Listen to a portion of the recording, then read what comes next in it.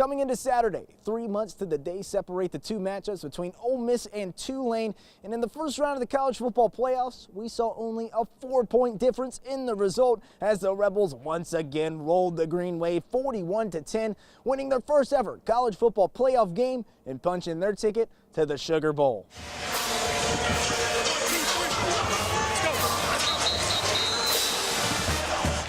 Here come the Rebels. Can Ole Miss earn a place on New Year's Day in the Sugar Bowl in a rematch with Georgia? In front of a sellout crowd at Vaught Hemingway Stadium on Saturday, the Rebels would do just that in their first ever playoff game against the Green Wave, and it was thanks to the historic fast start for Ole Miss. They were able to walk down the field in just 3 plays, capped off by a 20-yard rushing score by Kewan Lacey, making it the fastest touchdown ever in a CFP game. You cannot start better than that.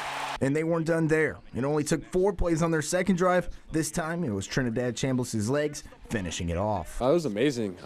Atmosphere, the juice was there for sure. The crowd was amazing. We executed really well.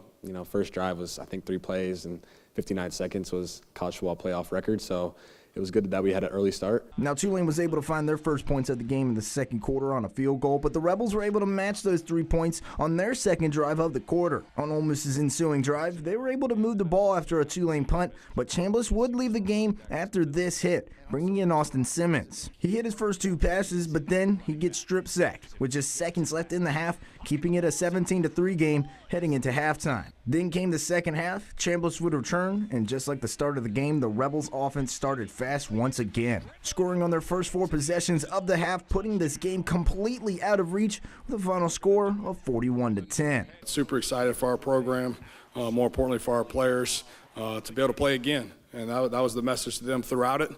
You're playing to play again, and don't let this season end. So it's a really good group, a lot of grit, a lot of toughness that are fun to be around. So in front of an unbelievable crowd at the Vaught for Chambliss and crew, it was a special moment they will never forget. It's a surreal moment.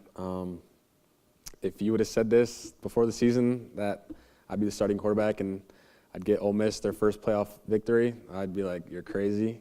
But it's amazing. I just got to give thanks to God because, without him, none of this is possible. But the job is not finished. Now the Rebels have a date in the Sugar Bowl with the only team that beat them this season, the Georgia Bulldogs, a team Ole Miss has a lot of respect for. Still, they want to get that one back in the biggest moment. It's a great venue. The Sugar Bowl does an unbelievable job. We've been there several times at several different places. So we're going to be challenging a really good Georgia team, but it's a great venue, great place to play, and great food. Yeah, to have another shot at Georgia is a lot of our teammates are excited about that. We felt like that we played really good versus Georgia early on in the season. We just couldn't finish it. I struggled in the fourth quarter, and I have a lot of redemption to do in the next game. The Rebels now get a 12-day break before they take on those Georgia Bulldogs in yet another playoff rematch. And what better place to avenge your only loss of the season than in the Superdome in the Sugar Bowl?